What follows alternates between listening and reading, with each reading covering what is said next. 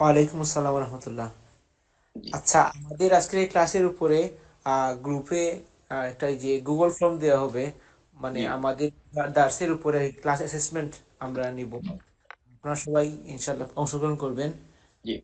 জাজাকুমুল্লাহ, আসসালামু আলাইকুম। আসসালাম।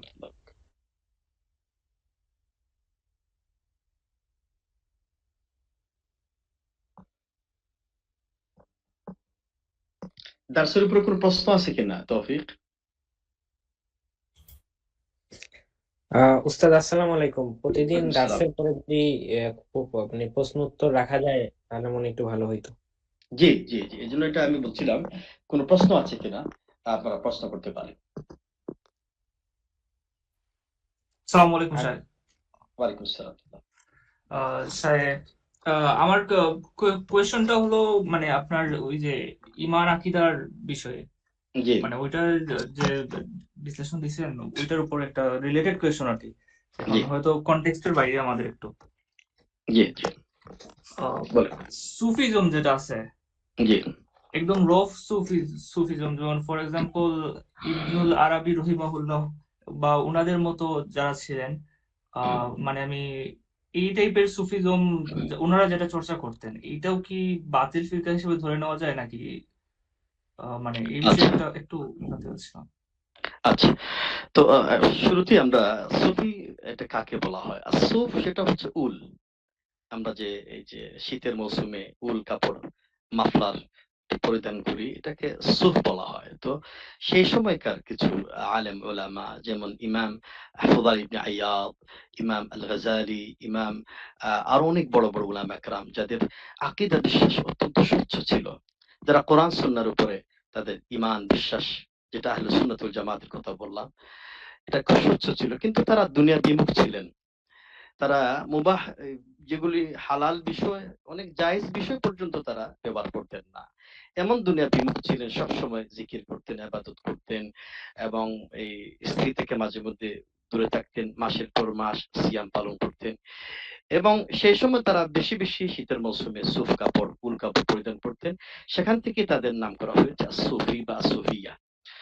আগের সময়ের যে সুফিজম ছিল বা এটা কোনো খারাপ কোনো বিষয় ছিল না, এটা কোনো মানে দোষের কোনো কিছু ছিল না, শুধুমাত্র তারা দুনিয়া বিমুখ ছিলেন। এবং এটা এটা হতে পারে যে হালাল বিষয়গুলো অনেক সময় আমরা ব্যবহার করতে না পারি, অনেক সময় এটা হতে পারে। কিন্তু পরবর্তী সময়ে এই সুফিজম যে আকীদার মধ্যে কিছু বিভ্রান্তি চলে এসেছে, যেমন হুলুল আকীদা চলে এসেছে যে আল্লাহ সুবহানাহু ওয়া তাআলা তিনি সর্বত্র বিরাজমান, তিনি পশুর ভিতরেও আছেন। এজন্য ইবনুল আরবি নামে, ইবনু আরবি নামে একজন, একজন হচ্ছে ইবনুল আরবি আর একজন হচ্ছে ইবনু আরবি। তো এই দুজনের মধ্যে একজন যিনি ছিলেন তিনি বলতেন আল কালবু রব্বুন ওয়াল রব্বু কালবুন ইন্না লিল্লাহি নাউযু বিল্লাহ।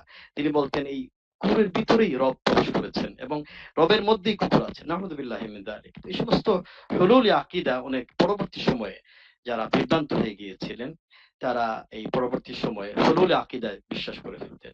ফানা ফি শাইখ, ফানা ফিল্লাহ, এরকম কিছু শব্দ, নিঃশেষ হয়ে যাওয়া, এরকম কিছু শব্দ তারা ব্যবহার করেছেন এবং দেখা গিয়েছে যে তাদের ইবাদতের মধ্যে কিছু কুসংস্কার, কিছু বিদআতের সংমিশ্রণ করে দিয়ে, আকীদার ক্ষেত্রে কিছু সংমিশ্রণ করে দিয়ে অনেক সময় তারা বলতেন, বর্তমান সময়ে আছে যারা আবদালে বিশ্বাস করেন, পৃথিবীর মধ্যে 40 জন আবদাল রয়েছেন, তারা গোটা বিশ্বকে নিয়ন্ত্রণ করেন এবং কুতুব রয়েছেন, এরকম কিছু বিশ্বাস পরবর্তী সময়ে এই আগেরকারের সহি যে সুফিজমটা ছিল এটাকে পরবর্তী সময় এই পূর্বের সহি এই সুফিজমকে একটা মোটামুটি একটা পরিবর্তন করে দিয়ে দিয়েছে, যেটা আসলে আমাদের জন্য কোনো অবস্থায় অনুসরণীয় নয়, অনুকরণীয় নয়।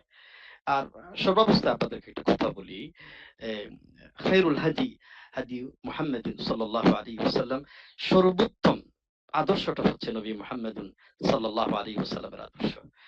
আমাদের কোরআন, আমাদের আমল, আমাদের জিকির, আমাদের কোরআন তেলাওয়াত, আমাদের লেনদেন, আমাদের ব্যবসা বাণিজ্য, আমাদের যাবতীয় সবকিছু আমাকে দেখতে হবে যে নবী মুহাম্মদ সাল্লাল্লাহু আলাইহি ওয়াসাল্লাম কি করছেন। আমাকে অমুক ব্যক্তি কি করেছে, অমুক বুজুর্গারে দিন কি করেছে, অমুক পীর সাহেব কি করেছে, অমুক শেখ কি করেছে, এটা দেখার বিষয় না। সর্বোত্তম হিদায়া সে হচ্ছে নবী মুহাম্মদ।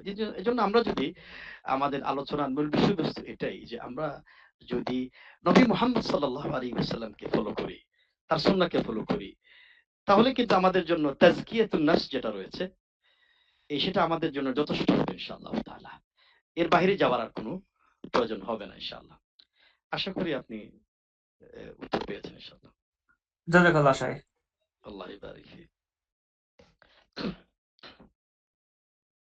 আর কোনো প্রশ্ন আছে আমাদের দার্সের উপরে?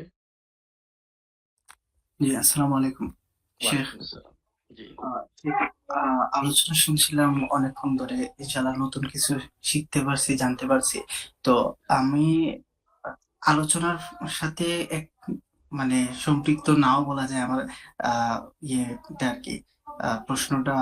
তো আমাদের এখন মধ্য শাবান চলতেছে আর সামনে রমাদান। তো মোটামুটি আমরা 45 দিনের মতো একটা সময় পাচ্ছি। তো পড়াশোনার ক্ষেত্রে আর আগামী রমাদান, এই 45 দিনটারে আমরা যদি ইউটিলাইজ করতে চাই তাহলে কিভাবে করব? আর আমি পার্সোনালি যদি একটা সিরাত বই পড়তে চাই এই রমাদানের ভেতরে, তাইলে ওইটা কোনটা হবে যদি একটু বলতেন।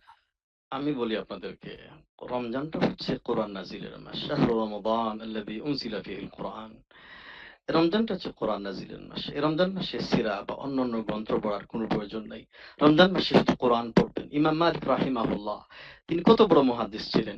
রমজান মাস আসার সাথে সাথেই তিনি সব দারস ও তাদরিস, হাদিসের দর্স বন্ধ করে দিয়ে শুধু কোরআনই পড়তেন। এজন্য রমজান মাসের আগে যে মাসটা হচ্ছে সেটা হচ্ছে শাবান মাস। উলামা আকরাম বলতেন শাহরুল শাবান শাহরুল কুরআ।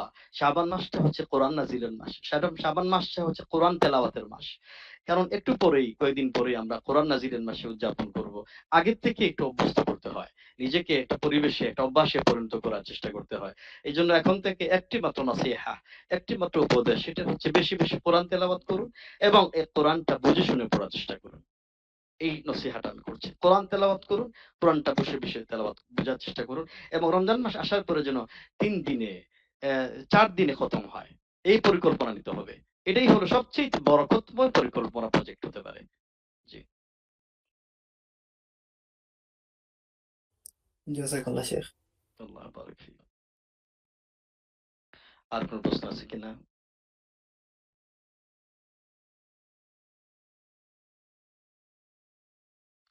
তৌফিক, আমরা কি শেষ করে দেব? তৌফিক নাই উস্তাদ, আরাফাত বলতেছিলাম, জি উস্তাদ শেষ জি করতে পারেন। আর নেক্সট ক্লাস থেকে যদি মানে আজকের কোনো যদি সমস্যা যদি থাকে কারো কোনো বিষয়, হুম, বা কে কিছু যদি এক্সট্রা কিছু মানে জানতে চাই, তো আমরা মানে প্রতি ক্লাসের শুরুতে গত ক্লাসের একটু রিভিউ রাখতে পারি। জি জি জি, আমি ইনশাআল্লাহ প্রতি ক্লাস শেষ, আজকে তো মূলত প্রথম ক্লাস, তো এই জন্য কিছু ভূমিকা ছিল আদাব ও তালেব ইলমের উপরে, এই জন্য জি। হয়তো ক্লাসটা লম্বা হয়েছে, কিন্তু হ্যাঁ, হ্যাঁ, নেক্সট ক্লাস। লম্বা হইতে সমস্যা নাই উস্তাদ, সমস্যা নেই। আর পরের ক্লাস থেকে মানে ক্লাসের শুরুতে আর মানে আজকে যা পড়ানো হয়েছে তা জি, নিয়ে আপনি যদি সবাইকে জিজ্ঞাসা হ্যাঁ হ্যাঁ, করতেন তাহলে জি সুবিধা হতো। জি জি জি, ইনশাআল্লাহ আমি জিজ্ঞাসা করবো ইনশাআল্লাহ তাআলা। তাইলে আমরা আজকে মতো বিদায় নেই। জি ইনশাআল্লাহ উস্তাদ। আগামী দার্সে দেখা হবে। আসসালামু আলাইকুম ওয়া রাহমাতুল্লাহি ওয়া আসসালামু বারাকাতুহু। আলাইকুম। আসসালাম।